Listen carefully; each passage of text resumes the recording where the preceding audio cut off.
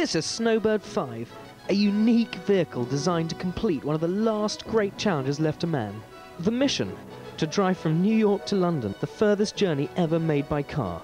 To do this, the team must cross the Bering Strait, a 90-kilometer stretch of water separating America and Russia. Successfully completing this part of the journey will determine whether the record attempt succeeds or fails.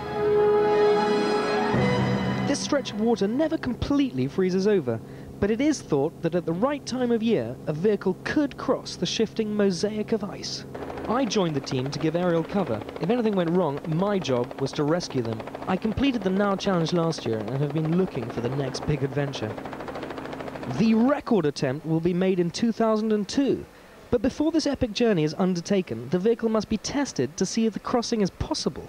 The car has been especially built to survive conditions, the likes of which are unknown anywhere else on Earth. It floats using buoyancy tanks inside its tracks and has huge screws designed to screw its way back onto the ice shelves if it falls in the water. If the mission is to succeed, the car must float and the screws must work as a means of transportation. The team leader is Steve Brooks, who has 15 years' experience in expeditions in 70 countries. The main reason for crossing the Bering Straits is to hit the Bering Straits that link the two worlds together. We're right on the western tip of the United States of America where we stand here. And if you look out to sea, just there is the coastline of Russia. No one's ever driven across it, and so if we can drive across it, we will be linking the two worlds together. Well, I heard Steve was trying to do the trip 2 years ago and thought, that seems like something that's well worth trying, out on the edge. As far as trips go, it'd be the biggest I'd ever done, so I pestered him until he let me join in. We were up here last year with the locals, and we went out onto the ice ridge, and to cope with the obscene conditions out there, we have to have something with tracks that's able to move on top of the ice, and in the water a jet propulsion or a propeller wouldn't work because of the ice, but screws do. So it does seem to be a logical solution to the problem. There's no question that the ice conditions out there are very, very harsh. We expect to see pieces of ice the size of a house coming past us, open water and crushed ice, and the skill is going to be to move through the crushed ice without actually getting crushed between two floating houses. Stay tuned tomorrow to find out what actually happens as the team attempt to cross the Bering Strait. Well, joining me in the studio is Q, the man himself, who's here to talk us through the Ice Challenger project. And Q, I've got to ask you, is that dead or alive? Well, I think it's alive, actually. It's gone. Now, you did actually fly with that interesting hat on, but was it so cold when you were chasing these guys? Yeah, it's very cold up there. It's minus 35 with 50-knot winds. The wind chill factor is minus 70 degrees centigrade.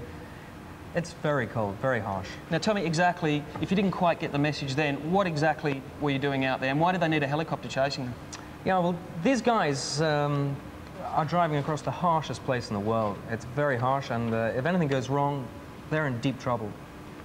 My job was to pull them out of the water if they had a problem or solve technical problems with the helicopter. It's the only way to save them, really.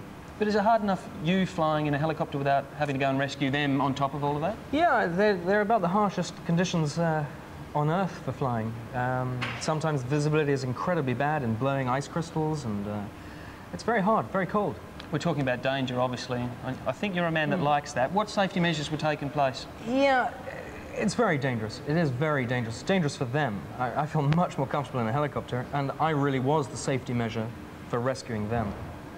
At what point of them doing them do you think, you know, they felt as though they were going to be successful with the venture?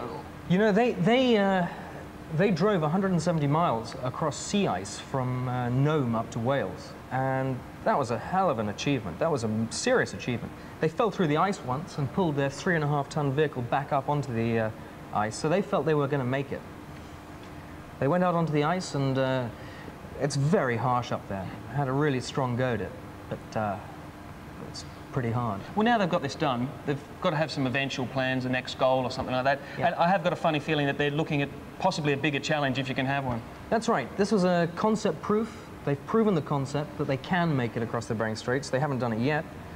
Next year, they're going to have a crack at crossing the Bering Straits, but the big picture is to drive from New York all the way across America, through Alaska into Russia, across Russia, and across it to London, the longest car journey ever completed. Pretty hard. We saw some wild pictures there about the vehicle they're actually using.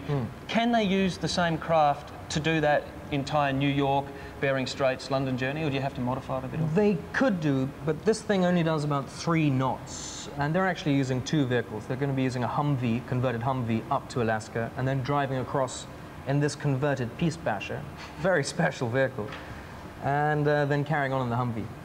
Well, you talk about 3 miles per hour, something like that. Yeah. I mean, I think I could I swim faster than that, or is that quite fast to be going on this terrain? That's fast on this terrain, but it's very difficult because the ice is grinding and crushing its way along at about 3 knots as well. So they can quite easily miss and wind up, you know, in the ice as it dissolves in the sea further south. Certainly knock them off course a little bit. Yeah. How long do you think it'll take? They think it'll take 2 days. I think it'll take them, they'll be out on the ice for 8 days, I reckon. Living out there looked pretty barren. It looked terrible. I mean, you've already told us about the ice and things like that. Is it as bad as it seem to be made out? It is much worse. It's so hard to convey how hard it is. The nicest and gentlest and cuddliest thing out there are the polar bears. And they're pretty They're hard. not kind polar bears. No, it's hard. Okay, well, one of the questions in our community section on the site is what challenges are left to mankind? And was the ice challenge the last great adventure left on the Earth? And are there further epic expeditions to be attempted? Q, you've done some epic expeditions. Is there anything left? The one I have in mind is too crazy to reveal now. No, come on, you've got to tell us. No, I come back to it some other time. Too hard? A big one. Will it involve the helicopter, or is it a little bit more on the ground? It is the frontier-making trip in a helicopter that everybody thinks is impossible.